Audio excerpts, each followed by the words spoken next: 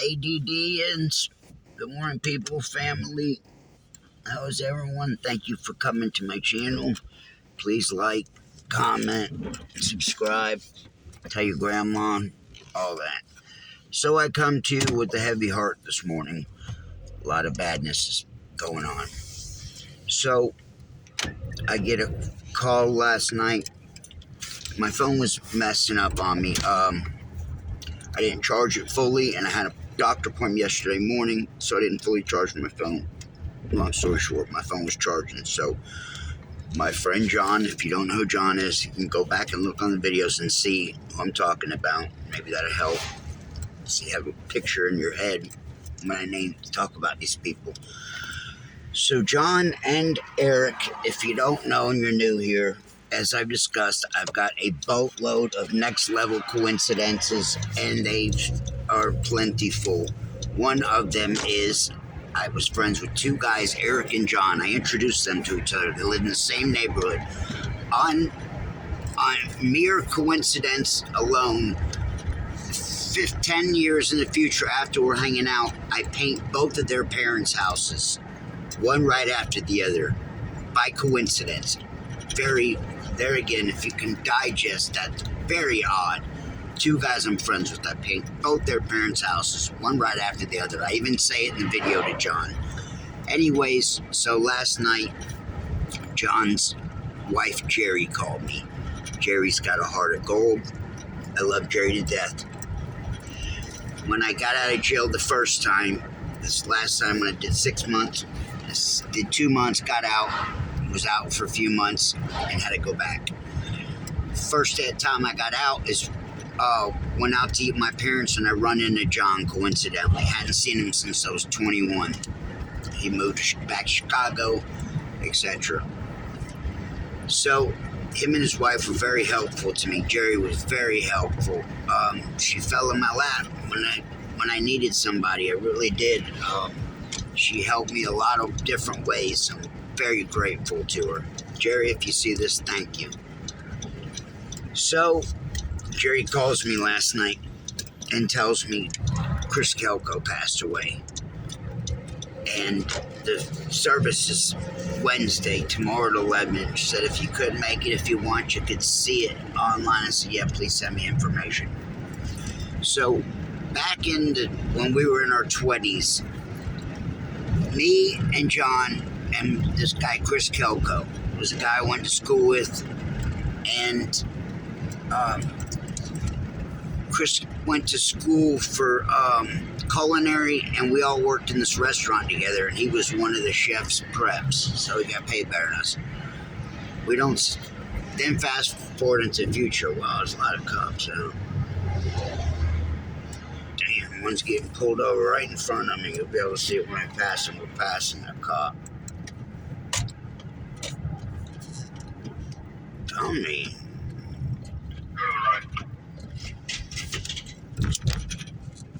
You guys hear that? Surely you're about to see.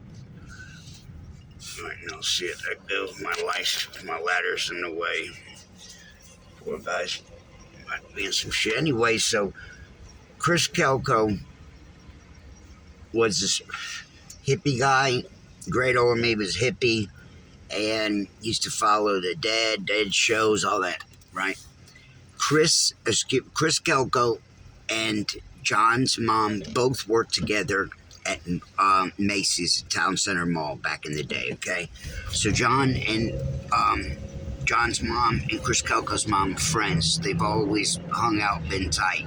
Some years ago now, they were all over at Chris Kelko's house on Christmas Eve. It was John and his wife, John's mom and her ex-husband, or long story with that. John's family, Chris Kelko, and her mom and dad at Chris Kelko's house. Father has a stroke and drops dead right there in the middle of their party. Craziness, right? So they went through that. I wasn't around. And so Chris Kelko is always this kind of guy. John and his wife had to stop hanging out with him because he's abusive towards women. He He hits women. He's had gotten all kind of charges. When I got out of jail and got back with John and met up with Chris Kelko, we're hanging out. He had his own house. He had 2 cars. He did whatever he did. He worked on oil rigs underwater, and he made real good money, right? So he had a big bag of cocaine and was showing out. Kind of look at me kind of thing. We had a cookout at his house. This is during the time that I couldn't be around my wife. So we go out to Buckhead one night, and he acts a complete ass jacking an asinine fool. He's got all these charges. He beat up this girl and John's basement one time. They said there was blood everywhere. Jerry just told me last night that Chris and his mom and his fiance went to Aruba. He beat the hell out of this girl, beat his mom up, bashed her head against the car. This is what this guy Chris Kelko did to his own mom, right? Like I said, Jerry was just telling me this last night, but I knew about the other stuff about him beating up people, girls, and just a POS, right? So he's got a house, and then as soon as he gets back from Aruba, the girl leaves him, right? This happened a few times. There was another time he caught a case, and the woman wasn't going to testify, but the state picked it up and testified on him. So he's abusive, jerk, all this, right? Okay, so he loses his house. He moves back to mom's house. His mom and dad had money. They lived in a nice neighborhood, a very nice house, $400,000 house-ish, full finished basement. So Chris moves back to mom's. Dad's passed away now. It's 3 o'clock in the afternoon, and nobody's heard. She hasn't heard from him. So she goes downstairs. And there he is, laid flat on his face, dead. Awful, god awful. So this poor woman, Betty Kelko, lost her husband. Now had to find her son dead. Mess. So they're having a service for him tomorrow, Wednesday. And I would like to go. I ain't gonna say, I'm not gonna be heartbroken. I really would like to go for John and Jerry. Jerry did all kind of nice stuff for me. When I got out of jail, they hung out with me. Jerry drove me around. I had to go back to City of Marietta, where I was absconding from. I had to go back. She took me to that building. I needed something for some paperwork to get my license. I don't remember what the deal was, but I had to go to that building. She took me here and there. When I went back to jail, she came to the jail to see me, but she's wearing a tank top. They didn't let her see me, but she came there and put $20 on my books. Then and another time. And accepted my collect call every single time I would call them from jail, which I try not to make it too often. But you were like the only people I could get in touch with. Nobody was taking my calls. John and Jerry took every single one of my calls. Jerry's got a heart of gold. Jerry's got like 3 brothers. One of her brothers came here from her nephew came here and went to college. While he was here, he started experimenting with these different kind of drugs. He goes back home, he ODs, and he dies. And Jerry's brother blames her for it. They got him into drugs, etc. Jerry's heartbroken, distraught over it. There's another brother. First 2 years ago, this guy, her nephew, and I bought a car from him. Right after my car got repoed,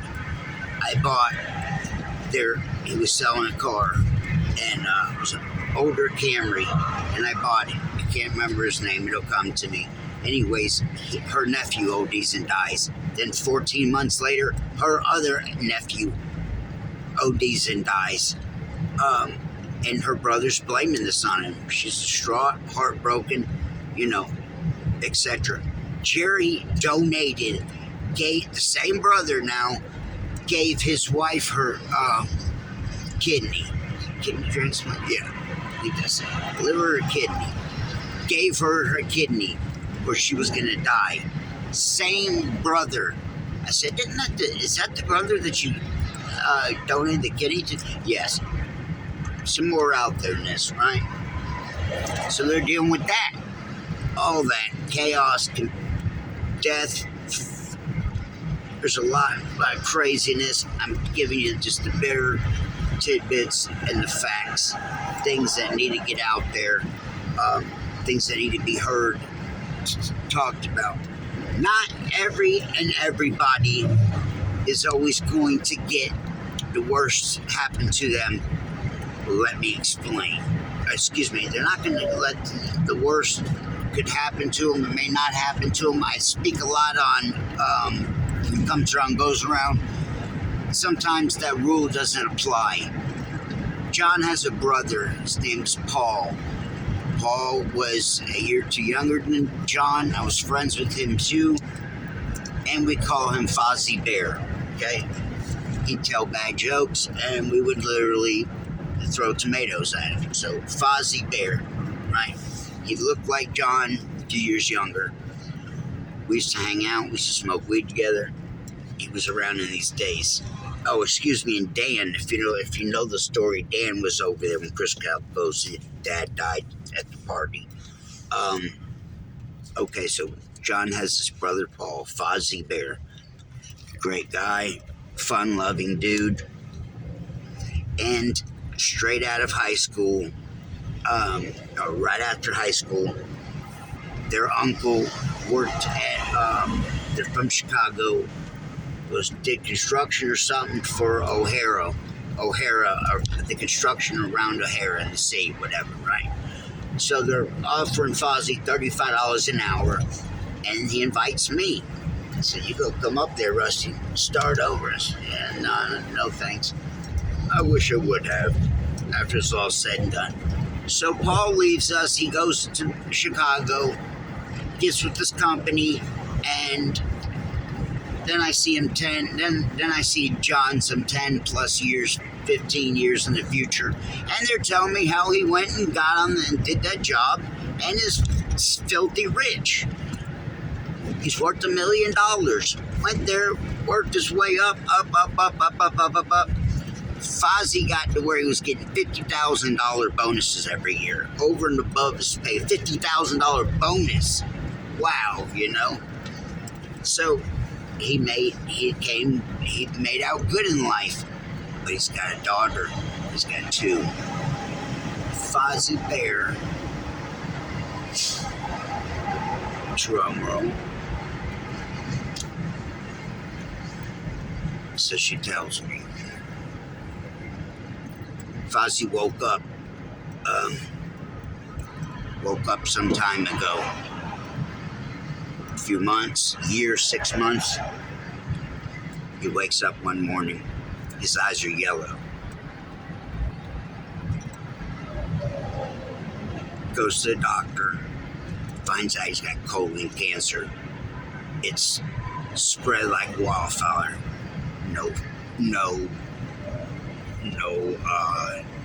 alarming him, no signs. You see what I'm saying? Out of the blue, just flat out of the blue, wakes up one day and his eyes are yellow. Goes to the hospital, finds out he's got colon cancer. Jerry says, now John's gonna he kind of wants to talk to you. And I got a message from him.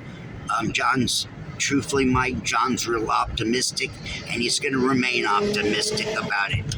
But Mike, I think she's 5 or maybe 7 years older than John. She said, Mike, I've been around longer than John. I've seen and experienced a lot more. It's a wrap. They said they give him 5 years max if he just had stuff cut out or whatever, it's tumors cut or whatnot. And they said if that surgery was successful, he'd have 5 years. It wasn't successful. It was good. It was better, but it wasn't, I guess, successful. She says, and they went up there and like 24 something or others, tumors or whatnot. say he's eating up. Said Mike, you know, I like John's brother, kind of. John's real quiet and stays to himself. And's only got like a small group of friends. He don't open up to people. He's a quiet, shy guy. So he wants to talk to me, and I feel horrible. He's telling me he's going to be optimistic about it. He's not going to accept it. No. And Fozzie Bear is dying. So it's terrible. I seen him for the first time again at John's one Christmas some years back now. My wife came there with me, and bad situation. There again, guy's got 2 small children. Been married a few years now, but nowhere near as long as me. He's only married 5 to 10 years max-ish, something like that. And so he's got 2 small children, and he's going to be being, I hate to say it's going to be being put to rest soon. So my buddy Chris Calco's funeral is tomorrow in Roswell, and so we won't be able to go, but I will more than likely do what I can and watch, see it, maybe video. We'll see how it goes. Keep John, keep Jerry, keep John, Jerry, and Paul in your prayers. So, a lot of times it ends bad. This is ending bad. This is horrible, Like I said, good friend of mine's dad is being laid to rest tomorrow, and so is the mom. Has got the father in an urn, in ashes. Chris was cremated, and got his ashes, and she's gonna go back to New Jersey and lay them to rest. The mom is. So, hear these stories. These also have to do. Chris was a terrible person. Okay, like I said, he beat up women. He made them bleed. He was a disgusting, foul human being. I didn't know about this about him. Right? We used to just work in a restaurant together back in the day, and him and John were real good friends. Well, they were best of friends, and they lived real close. When he had his house right down the street from John's, he traveled a lot, but they were very, very tight. Over each other's house and often all the time. So when he brought the girl to the basement and beat her up, and there was blood everywhere, Jerry, they cut him off. Then they had to. He was, like I said, he's a horrible person, beating up people. He beat up his own mom. All of this disgusting. Just wanted to get that out there. So if you roll with me, you roll with me. So there it is. 2 people I know, one dead, one on his way. Got nothing to do with drugs. That's horrible. I don't know what else to say about it. Tell me what you think. Stay ADD. Let's just say a prayer for Fozzie Bear, a.k.a. Fozzie Bear, Paul Dadian. Say a prayer for him. Thank you, guys.